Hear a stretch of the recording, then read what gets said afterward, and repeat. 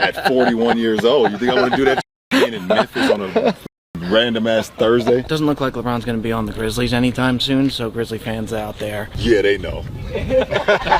Their only chance was in 2003 if they'd have won the lottery to get me there. And I might have pulled a Eli Manning and not showed up. I can't believe it. I cannot believe it. LeBron James is actually telling the truth. LeBron James is being unfiltered and honest with his response about the city of Memphis. Now, of course, he is being heavily criticized by his pretend friends in the mainstream media for telling the truth about Memphis. I'm sure most of you guys are unfamiliar with the woke commandments. According to the woke commandments, it is a violation for a black man to criticize a majority black city. According to the woke commandments, that's bad, bad, bad. This is outrageous. How dare LeBron James tell the truth about this dump? Memphis is a great city. The last time I was there, I bought a souvenir and it was stolen. Memphis gave me a lifelong memory.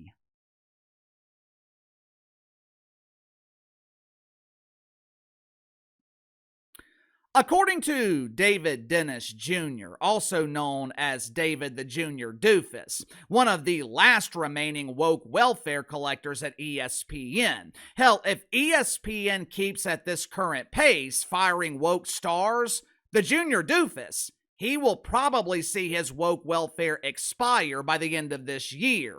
But according to David Dennis Jr., the National Civil Rights Museum is in Memphis. Why is LeBron James criticizing this amazing city?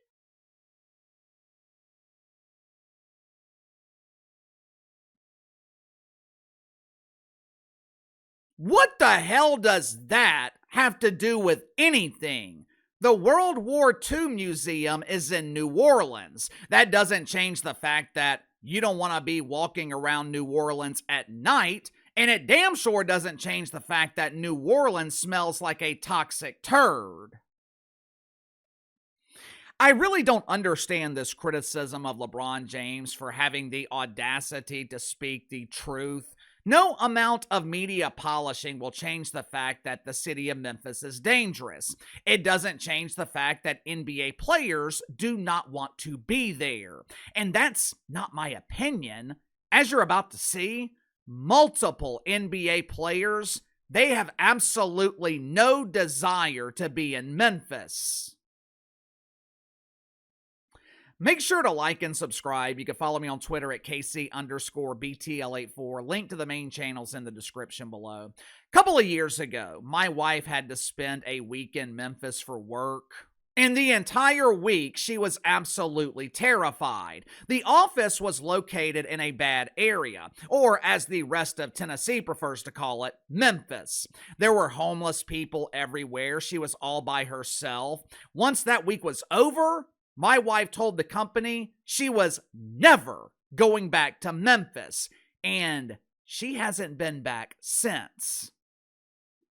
But as it turns out, it's not just upper middle class white women who refuse to go to Memphis.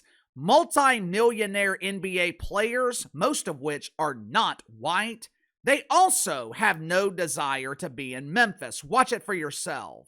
Man, I used to hate flying into Memphis, bro. What's your least favorite city? Everybody's got to have one. Yeah, Memphis, probably. I mean, the hotel is probably the worst hotel in the NBA. Especially when we go to Memphis. I'd be like, damn, my hotels ain't nothing in Memphis. That shit be dirty.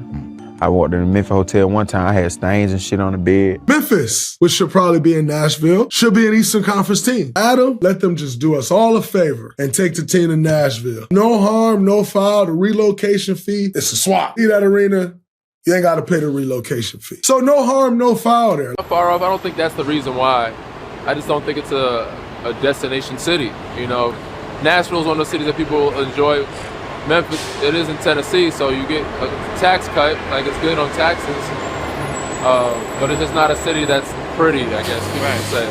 Oh, Memphis is easily the worst. This is one of the few times where I am in 100% agreement with Draymond Green. And look, This is nothing against the NBA fans in Memphis. I remember when they had Zach Randolph and Mark Gasol, even the first few years with Ja Morant. The crowd in Memphis is electric. The city definitely supports the Grizzlies when they're good.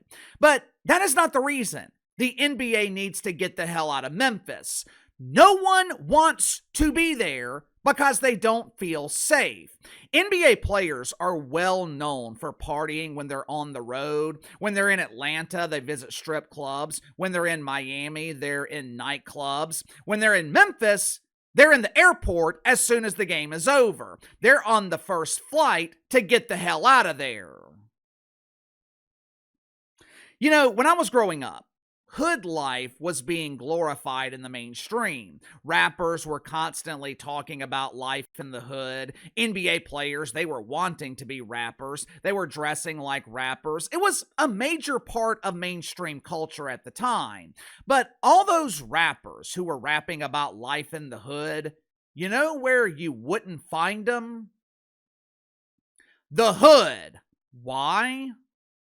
Because once they made it, they got the hell out of there. No one wants to live in an area where you're surrounded by crime. And it's no coincidence that the vast majority of cities with crime problems, it's no coincidence that most of these cities have been run for decades by doofus Democrats.